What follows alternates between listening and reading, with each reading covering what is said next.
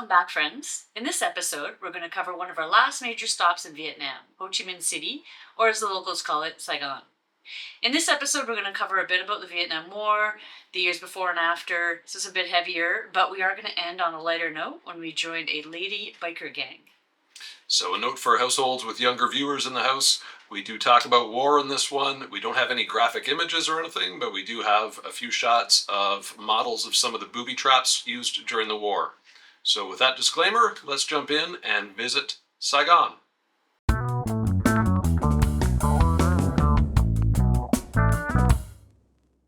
Ho Chi Minh City, or Saigon as it is also called, was the last stop on our G Adventures group tour that we took. One of our first stops in the area was a drive out to the Cu Chi tunnels.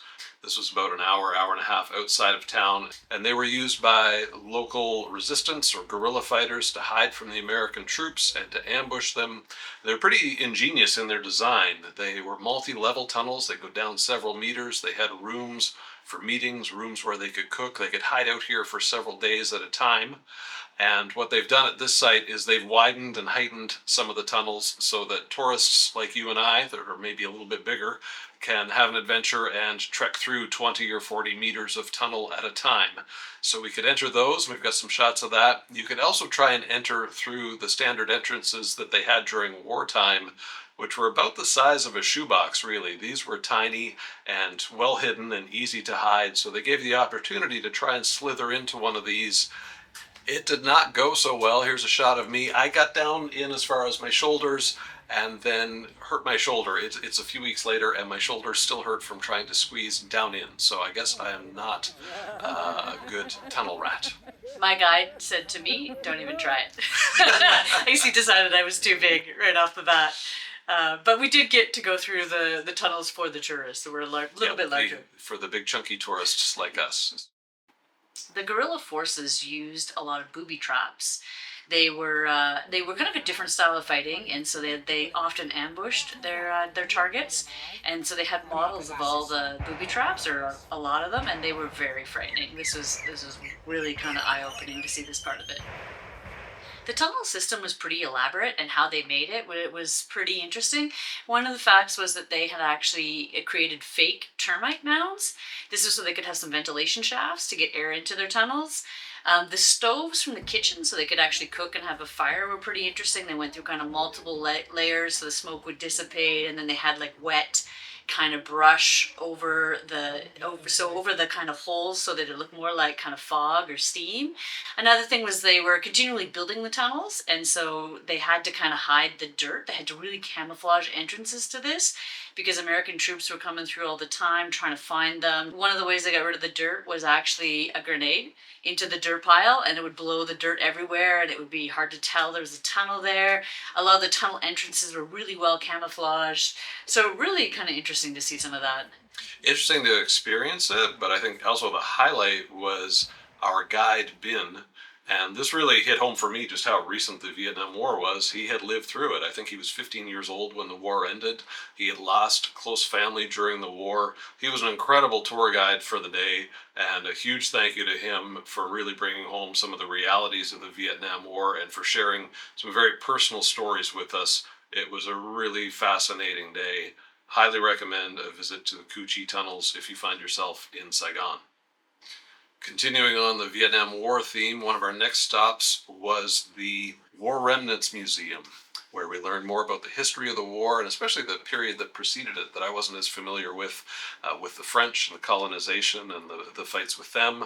Then I get into Agent Orange and its effects. And on the top floor, they had a really good exhibit of photojournalism from back in the time, covers of Time magazine and so on, and discussion on the photojournalists, as well as some fairly graphic photos of the effects of Agent Orange. So another sobering visit, but I think really another must-see if you find yourself in Ho Chi Minh City.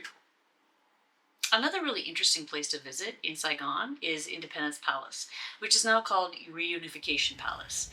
This is neater than I expected. It's really well preserved. So this was the palace that the government worked in before the end of the war.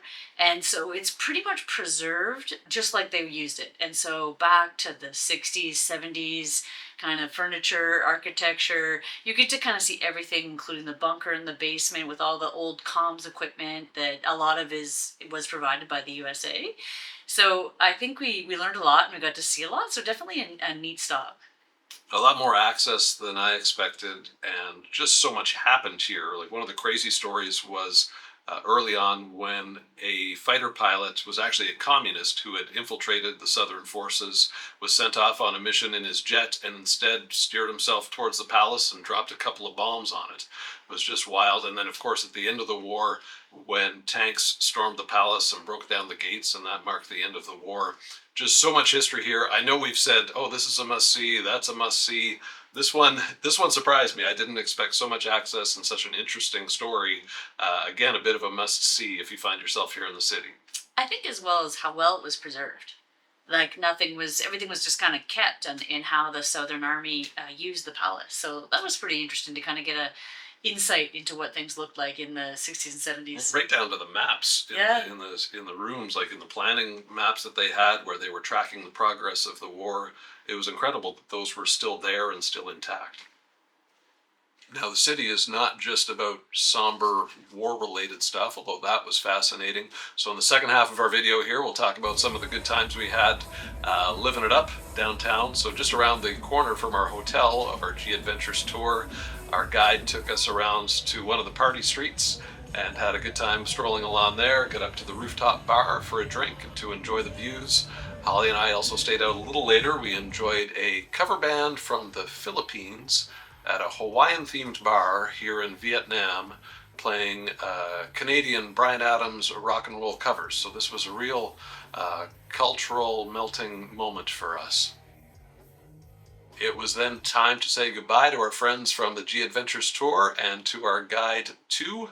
Thank you so much for sharing your country with us. Thank you to our companions for an awesome time. We really enjoyed this little group that we traveled with from north to south here in Vietnam. And I hope you're all doing well. Thanks again. Saigon really felt like a modern city. You wouldn't really know that this was in a communist country. It was very like London, New York, that kind of style, like all the restaurants, any type of food you wanted. For example, we went to a brewery called Heart of Darkness, and they had really good barbecue. And we found out their pitmaster was from Oregon. So it kind of goes, you can kind of get everything you want in this city. It's really kind of a big melting pot, a lot of different cultures. So, and also like it still has its kind of, its museums and its cultural background for sure, but you could also stay in the city and kind of think you were in any city in the world. Our final night in the city was the night that we joined a lady motorcycle gang. They actually run a food tour. This is completely women run. You jump on the back of a scooter after you've put your helmet on, which as always was a problem for me because I have a giant head. So they had to find a special helmet for me, which looked like an old army helmet. And I thought it looked pretty cool, and Holly thought it looked ridiculous. Whatever, we were underway.